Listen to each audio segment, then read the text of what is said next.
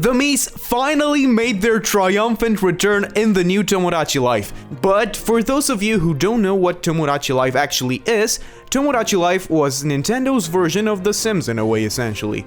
The game was first released on the 3DS in 2013 in Japan and in 2014 in the rest of the world. This game was actually the second game in the franchise. Tomodachi Collection was a Japan-only game and it was released in 2009. The MIIS were really low poly, but it was really cool that you could import MIIS from the Wii. The game had more or less the same features as the 3DS title. Some MIIS scenarios were even recycled in the 3DS version. Think of it like the Animal Crossing population growing N64 GameCube situation.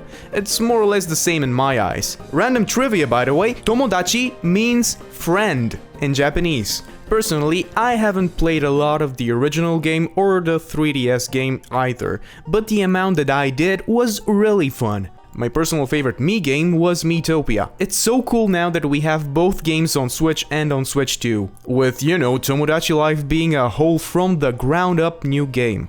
But first, hi, my name is Totter, and I do videos mainly covering Nintendo. Subscribe to the channel if you enjoy that kind of content. The now game franchise centers around the everyday lives of Mii characters who populate a remote island. The player is their creator and their omniscient observer. The MIIS themselves speak through a text-to-speech voice that can also be altered. All of the MIIS can have a distinct personality that the player can choose for them. Some people are bewildered by what the objective of Tomodachi Life actually is, and the primary objective is for players to maintain their MIIS happiness, which is indicated by a dedicated meter. A key feature of the gameplay is that the MIIS themselves can form social bonds autonomously without the player's influence. From the original game, my favorite feature was the way that you could just create a concert with your own lyrics. How cool and how funny the game could get depends entirely on you, your view of the world, your humor, and of course how you perceive the world that you live in. And now, with all of the introductions out of the way, let's continue on with the present day and discuss Tomodachi Life Living the Dreams Direct. So it turns out that every copy of the Tomodachi Life Direct is personalized. There is like 3 versions of this Direct. There is the North American one, there is the European one, which is based on the UK version, and of course there's the Japanese one. I will discuss some of the differences later on in the video, but the main takeaway is that the outline, the general outline, follows the same story, but the characters are different. Most notably, the clown character in the Japanese version is just an old guy. It's so cool that the Direct began with transforming Koizumi into a Mii. That reminds me of the original Tomodachi Life Direct, in which Bill Trinan was also a Mii as well. Koizumi had to reintroduce the Miis in a way. In the subtitled European versions, like in the German version for example, he speaks in Japanese, even the Mii.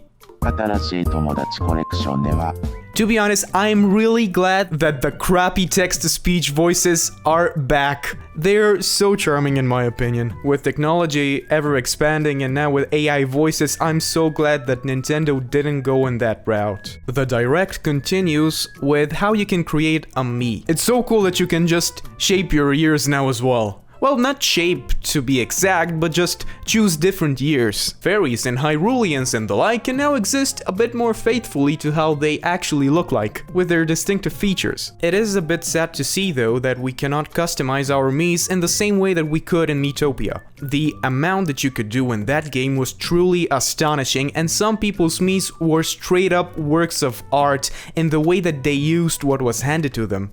I hope we get a similar to that function, at least in the Switch 2 version in the future. We get non-binary! Our Miis can be gay, bi, trans, and pan! Pan Miis, everybody!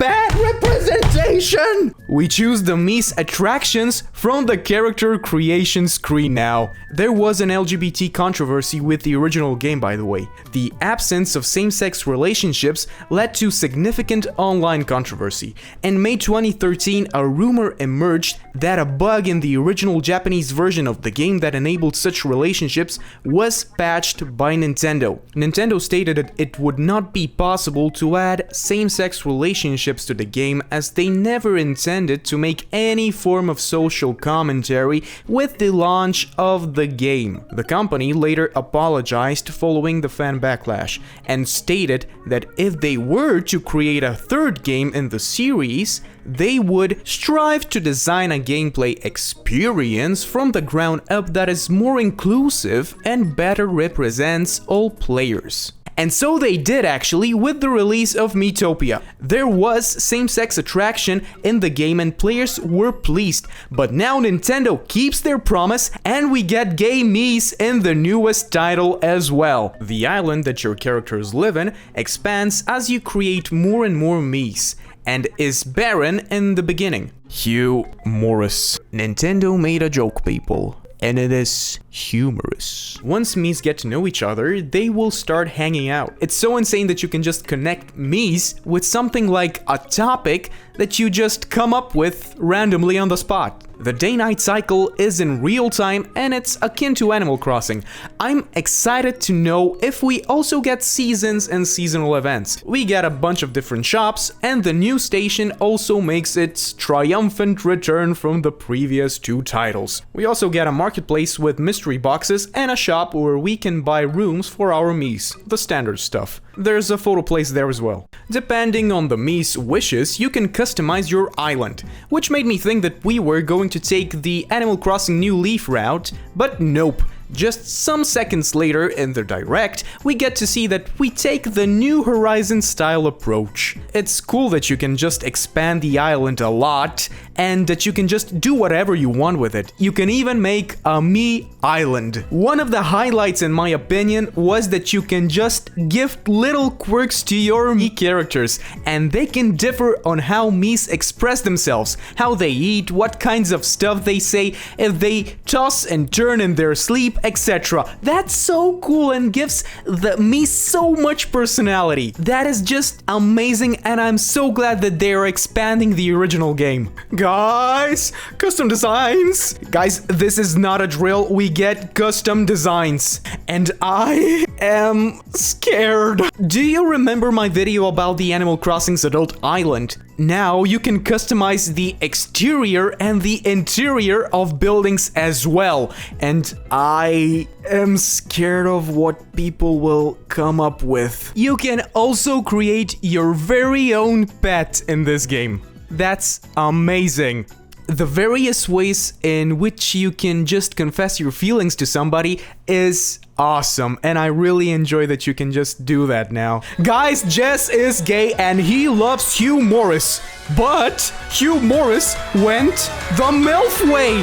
He just wanted a mommy. Fly me to the moon and let me play Among Us. This scene differs in the international versions as well. Only in the North American versions is there a gay character being featured. In all the other versions, that character, Jess, is replaced by the alien. Or should I say that the alien is replaced by Jess. In the Japanese version, the alien confesses his love to the old guy. He's old! And in the international version, the alien confesses his love for the clown Bubbles. Roommates have been added as well. You can have Miis move into a new home and up to 8 residents can now live together in one house. I am really excited for this game. This is exactly what I wanted Animal Crossing to be on Switch.